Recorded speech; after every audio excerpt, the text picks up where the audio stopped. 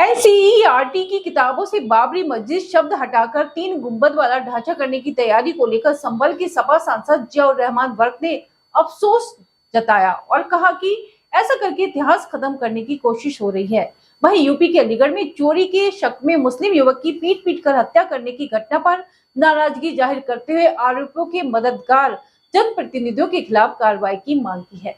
आपको बता दें, संभल लोकसभा सीट से समाजवादी पार्टी के सांसद जियाउर रहमान वर्क ने गुरुवार को अपने आवास पर प्रेस वार्ता में बीजेपी सरकार पर जमकर निशाना साधा।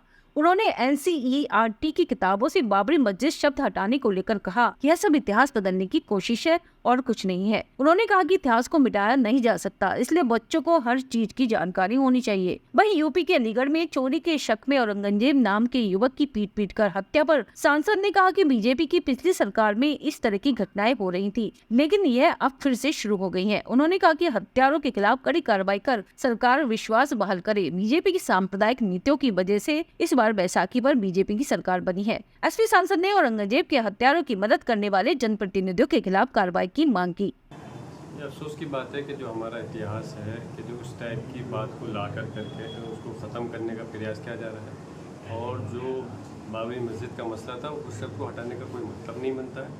और इसमें जो एनसीईआरटी ने जो किया है, हम कहते हैं कि हर चीज़ की जानकारी होनी चाहिए। बच्चों को भी अगर आप कोई शब्द कोर्स लेकर के आ रहे हो तो उसमें पता होना चाहिए कि वो हमारी किस तरह से हमारा वो धार्मिक स्थल वहाँ पर हमारा था और उसको बाद में किस तरह से बदल कर दूसरा धार्मिक स्थल बनाया। अच्छा, एक आपने ट्वीट किया था कि उत्तर प्रदेश के अलीगढ़ में खाना बनाकर लौट रहे मोहम्मद फरीद नाम के व्यक्ति को पीट कर उसकी हत्या की गई है, तो ये मामूली की घटना जो हुई है उसके लेकर क्या कहेंगे? मैं यही कहूँगा कि इससे पिछली वाली सरकार के अंदर भी भारतीय जनता पार्टी सरकार में इस टाइप की घटनाएं एक आम बोल चली गई थी, उनका प्रचलन चल रहा था, और फिर से सरकार बनने के बाद में ये घटना हुई है। तो इसके लिए सरकार को सख्त से सख्त कार्रवाई करनी चाहिए और इस टाइप के लिए सबूत देना चाहिए अपनी कार्रवाई करके कि आने वाले समय के अंदर कोई इस टाइप का कदम नहीं उठा सके। लेकिन अफसोस है कि उनके जनप्रतिनिधि ही इसको उन हथियारों को बढ़ावा देने के लिए उनके समर्थन में उतर रहे हैं। अब जब ऐसा होगा तो कैसे लोकतंत्र चलेगा, किस तरह से कानून चलेगा?